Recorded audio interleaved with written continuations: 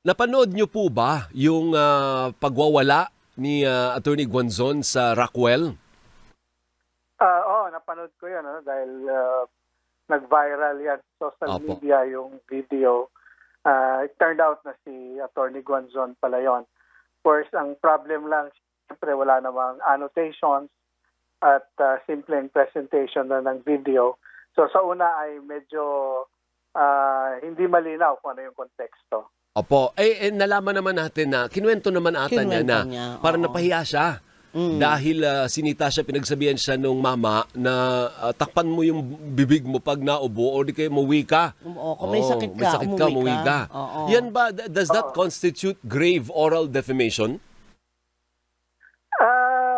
Sa tingin ko, yung sabi kasi niya, unjust vexation and grave oral defamation, the base doon sa ikinuwento sa tingin ko ay hindi pasok doon sa elemento ng dalawang krimen na sinasabi niya. Unang-una, kapag grave oral defamation ay parang you falsely accuse somebody of committing a crime, a fault, or a vice. Tapos, malicious yung intent. So, it was intended to harm yung the other person. Kapag sa unjust vexation naman, ay you cause annoyance and distress or irritation, and it was purposely done to someone who is not involved in any wrongdoing. So, ganun yun. So, parehong, kung pagbabasehan natin yung lumalabas na balita tungkol sa nangyari, I think asking somebody to put on a face mask or pag inuubo ay umuwi na lang, I don't think pasok doon sa elemento ng unjust vexation or ng grave oral defamation. Opo. Considering ang context sa lipunan ngayon after ng COVID-19, talagang mag-aalala ka talaga kapag may umuubo sa harapan mo at marami pang mga bagong viruses ngayon na lumabas after COVID. So, it's just natural for somebody na inubuhan sa harapan to raise concern. And sa tingin ko, karapatan din niya to call out yung inuubo, to put on something para lang hindi siya makahawa. Opo. At sa tingin ko, there are ways of confronting the matter na hindi sa ganong estilo. Pero attorney, hindi kaya nagkakatalo dun sa manner? Yeah. Minsan kasi dun tayo nadadali sa, the way we say it. Tama. Hindi kaya doon siya nagalit, kaya nairita siya kasi napahiya siya sa manner ng pagkakakol ng attention sa kanya. Sa tingin ko, manner is also talagang baka nag-react siya sa the way sinabihan siya. Pero again, pwede siya magalit, pero it doesn't constitute a crime kung if ever na hindi maganda yung pagkakasabi. Kasi kailangan ang revised penal code kasi natin, yung mga binanggit niyang crime, malice is essential dun sa dalawang sinabi niyang mga crime. Ayun, tama. Buti na banggit mo. So Kailangan there may should be malice. Oo. Pag walang malice, hindi yan tatayo? Hindi yan tatayo as a crime. Opo. So kung Reaction siya, kumbaga in good faith, sinabihan lang siya dahil siyempre may health issue na concern. Correct. Diba? Kasi matao eh. Kumbaga hindi siya tinarget dahil halimbawa DDS siya. Oo, Hindi siya naman. tinarget dahil dati siyang COMELEC. Hindi ganoon. Hindi ganoon ang ganyan. motibo nung Oo. nag-call ng attention sa kanya, attorney. Yun ang essential doon. Kasi kung wala namang malice doon at talagang spur of the moment na reaction ng kabila, maaring mali yung kanyang approach, pero definitely it does not constitute a crime. And hindi rin nagme-merit ng ganong klase ng reaction from Attorney Guanzon. Kasi Alvin Doris, she is a lawyer. Kumbaga, meron kaming ethical standard, even in public, even when we are not in the exercise of our profession, pag nasa public, may certain degree of expectation for us kung ano yung galaw namin sa lipunan. And I Alright. think yung ganong klase ng reaction ay she should examine herself. Siguro. Opo. Attorney, dun sa pangyayari po ba, hindi kaya baliktad ang dapat mangyari? Yung kinastigo niya, ang magkaso kay Guanzon dahil Bakit? pinagmumura dinuro. May minura ba? Oo, nagmura Akala siya. ko nagsisisigaw. Hindi, may kasamang mura. Okay, Tapos ang okay. sabi, wala ka nga kayong Rolex, wala nga kayong Gucci. Tama ba nga?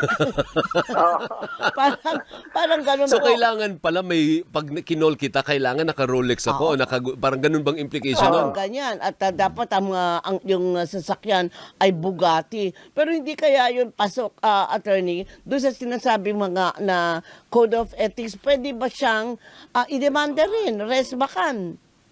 Pwede yun. Yung pagkakasabi niyan gano'n, kasi pag-aalipusta yun sa ordinaryong mamamayan na hindi dapat ginagawa ng isang abogado. Medyo mataas kasi yung ethical standards for lawyers, considering that we are officers of the court. So yung ganong mga salita ay hindi dapat binibitawan against, lalo na sa ganong klase ng confrontations. Opo.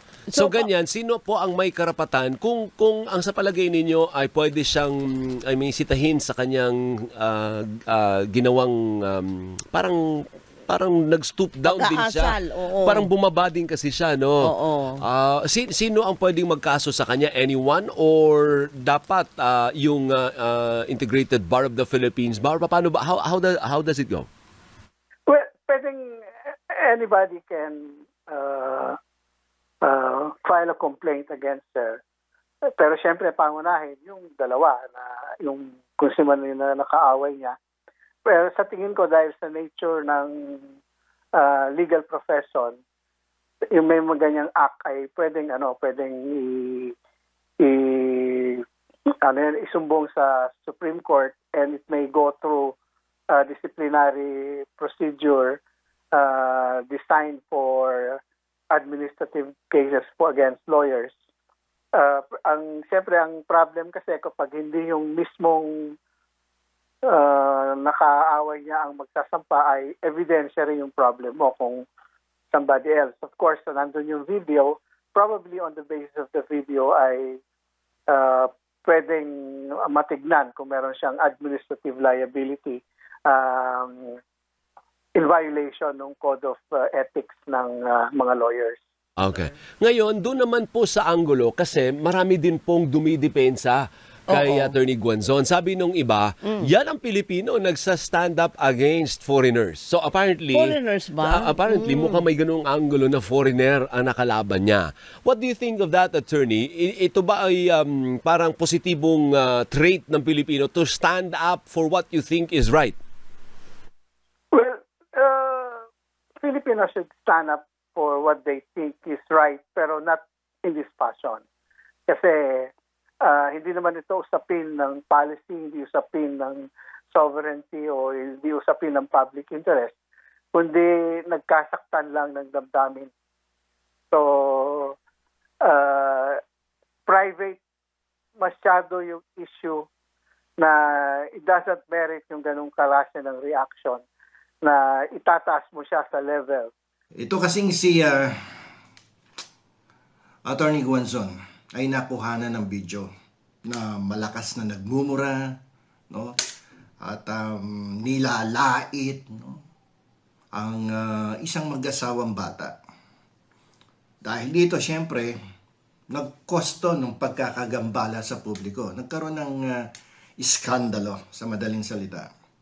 Yung insidente ay tungkol sa isang abogado, miyembro ng Philippine Bar, na di umano'y sumigaw, nagmura, gumamit ng napakasama at nakakasakit na salita tulad ng mata pobre at yung PI sa isang publikong lugar ng mall dyan sa Rockwell na idinirekta sa mga pribadong mamamayan na nagsabi sa kanya na takpan ang ubo, takpan mo yung bibig mo o kaya magsuot ka ng mask, no? Kung ikaw ay uubo ng malakas na malakas sa isang pampublikong lugar. Alam niyo po itong sitwasyon na to ay nagtataas ng mahalagang tanong sa ilalim ng batas ng Pilipinas sa tatlong pangunahing larangan. Unang-una, may pananagutan kapag ganito ang iyong pinakitang pag-uugali. Pananagutan sa krimen, pananagutan sa sibil, at administrative liability. Administrative, dahil ikaw ay abogado, pwede kang sampahan ng disbarment complaint sa Korte Suprema. So, didiscuss natin ano yung mga pananagutan sa batas. Itong abogado na to, na si Rowena Guanzon, hindi pa man nauupo sa Senado nag-aambisyon daw to ganito na yung inasan mo. Diba? Hindi dapat binibigyan ng pagkakataon ng mga ganitong klaseng tao na manungkulan sa ating bayan. Wala pa sa kapangyarihan, napaka-abusado na. Nagkaroon na kagad ng abuse of rights. No? So, tingnan natin yung mga pangunahing krimen na dapat isaalang-alang natin dito. Na may kinalaman sa paggambala sa publiko. Tsaka yung mga types na o yung uri na nakakasakit sa mga salitang binibitawan mo against a person. Ano yung pangunahing krimen dito? Alarms and scandal. Pinaparusahan nito ang sino man magdulot ng kaguluhan o kalat sa pampublikong lugar. Ang pagsigaw po at pagmumura sa siksik na mall, punong-puno ng tao. Isang lugar na inilalantad sa lahat, pampublikong lugar, ay kasama sa kahulugan ng paggambala o kalat sa publiko na nakakagambala sa kapayapaan at kaayusan ng isang lugar. Alarms and scandal. Nasa revised penal code po yan ng ating libro sa revised penal code. Ano pa yung pangalawa? Unjust vexation.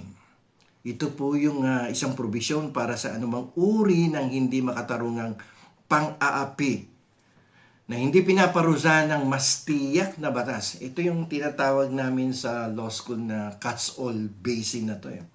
No? Ito yung talagang, sige, dyan mo banatan. Salo na lahat niyan. Yung sinasadya mong pagsigaw, yung pagmumura at paggambala sa kapayapaan, doon sa publiko na yon, sa public place, doon sa mag-asawa, ito yung pwedeng ikaso, no? Dahil hindi makatarungan yung sinabi mo na mga salita. Wala kang Gucci, wala kang Rolex, mata pobre, PI ka. Ibang klase. Para sa isang abogado na dating public official. Hindi karapat-dapat talaga sa public office to. Yung oral defamation, pwede din yan, no? Dahil kung iyan ay makakasira sa karangalan o reputasyon ng isang tao, pwede yan. Na isang pa. Potential yan, no? Oral defamation. At, bagamat, alam nyo po, minsan itinuring ng ating Korte Suprema na yung PI, yung put, no? Pagpapahayag lamang yan ng galit kaysa sa direktang pagbibintang. At yung tono niyan, yung konteksto, pag binitawan mo sa public place ay minsan sinasabi ng korte na pagpapahayag lang yan ng galit, nadala lang ng galit no? At hindi ito pwedeng ituring na mabigat na pagsisira, no? sa isang tao. So sige, given, no? Sa criminal aspect. But we will go to the administrative liability of this person. Alam niyo po, itong dalawang mag-asawa na to, bata pa to nasa early 30s lang to. Sila po ay pwedeng magsampa, no, ng hiwalay na demanda. Civil, criminal, and most importantly ako, tinitingnan ko dito yung administrative. Mas madali ito no? Batay sa mga prinsipyong umiiral sa ilalim ng ating batas. Lalong-lalo na pag abogado ka. Diba? Dahil ito ay pang-aabuso ng karapatan ng isang tao. Yan po ay nakasulat yan sa civil law, sa Article 19. No?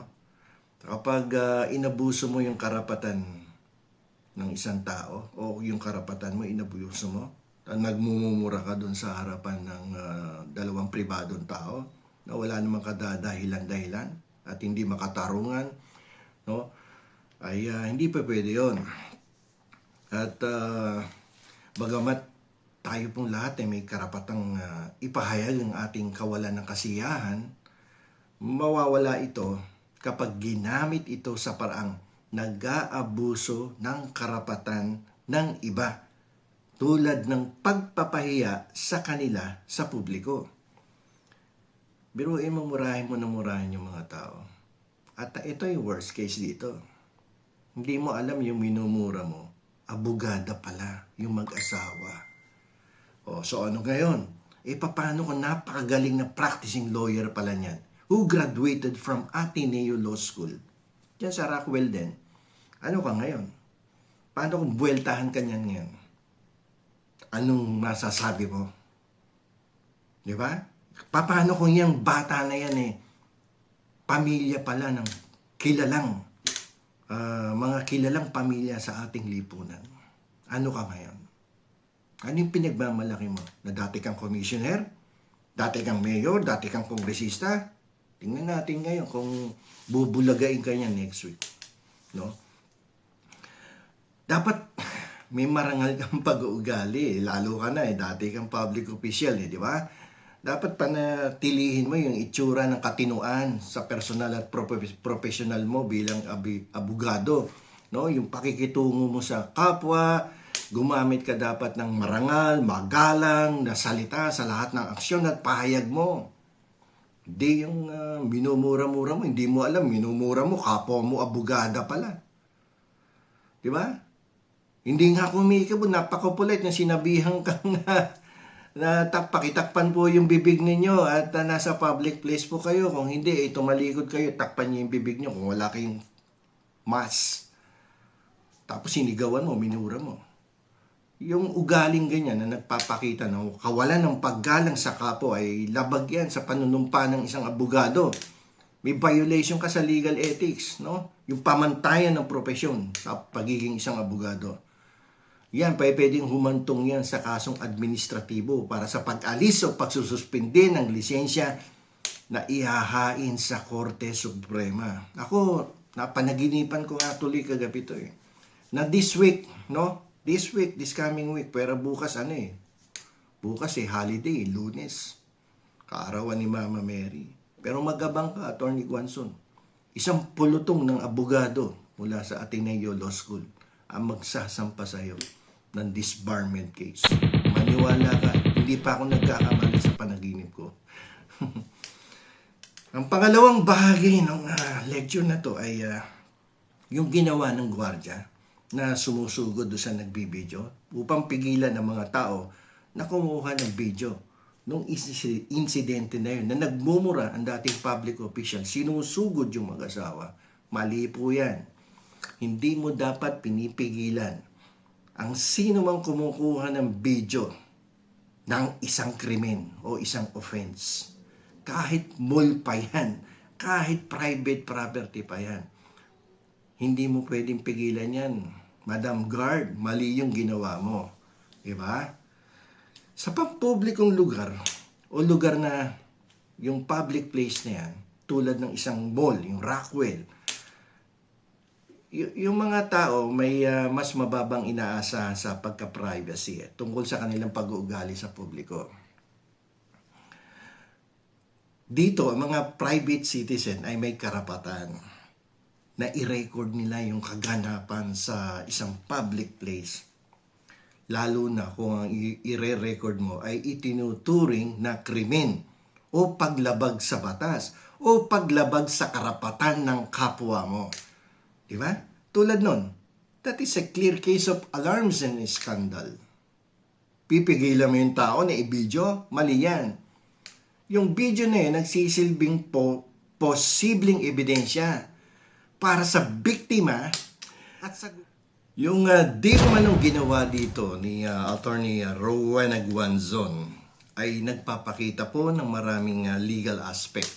Yung mga challenges sa batas na nagpapakita na ang mga pamantayan ng propesyon ay sumusunod sa isang abogado kahit na sa kanilang pribadong buhay at pag-uugali sa publiko. Lawyer ka, even in your private life, nakabuntod sa'yo yung Code of Professional Conduct and yung ethical standards. Palaging nakabuntot sa likuran mo yan. Hindi mo na maiiwasan yan. Katulad nito, yung tungkol naman sa gwardiya. Yung ginawa ng gwardiya dito ay nagpapakita ng mahalagang balanse sa pagitan ng pagsasagawa ng mga alituntunin ng pribadong ari-arian at pagtataguyod ng karapatan ng publiko sa pagtatalaga at ebidensya. Hindi porket merong policy ang Rockwell, assuming may policy na bawal mag-video within the area of Rockwell Plant Mall.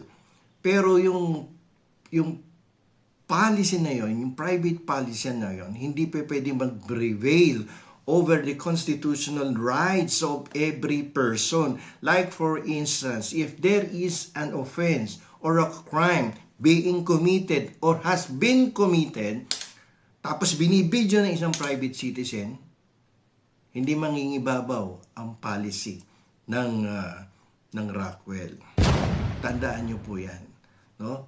At hindi pwede yun na haharangin mo yung tao, kukunin o kaya kunin mo yung cellphone dahil yan ay nakalagay sa polisiya ng Rockwell Plant. Hindi pa pwede yun. May offense being committed against another person. May crime being committed against another. So therefore, every person has the right to document that. May krimen eh. What is the crime being committed? It's alarms and scandal. Diba? Isa pa lang sinasabi ko, pero kanina may diniscuss pa akong iba. Andiyan dyan yung oral defamation, which is a potential crime also. Diba? Andiyan dyan yung administrative liability of Attorney Rowena Guanzon. And many others. Yung civil liability pa. Violation of Article 19. Yung abuse of rights. Violation of Article 21. Yung payment for damages. Madaming legal aspect dito na involved sa kasong ito, no? Dun sa mga ginawang aksyon ni Rowena Guanzon.